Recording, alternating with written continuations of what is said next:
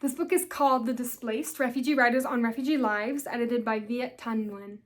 It is made up of 20 different stories by 20 different authors from all over the world, from Mexico, from Laos, Vietnam, Zimbabwe, Ethiopia, Iran, the Soviet Union, and each author shares their own unique story with displacement, adding to what one of the authors called the vast narrative landscape of the refugee world.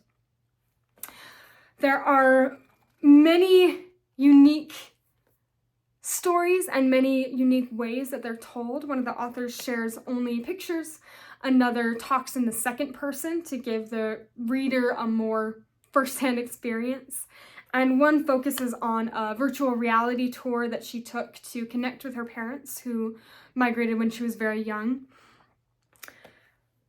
Often the stories are focused on integration into the host country. Some share the difficulties of the violence of their home countries and the hardships of the journey, but many of these writers were very young during the time of movement, and so they focus on the hardships that came from the confusion of cultures, the dichotomy of their home culture and their host culture, and having to learn both simultaneously.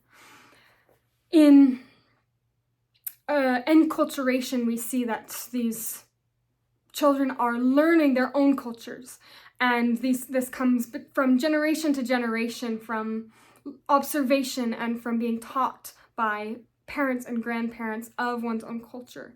While in acculturation, we see learning about a new culture and integrating that into one's life.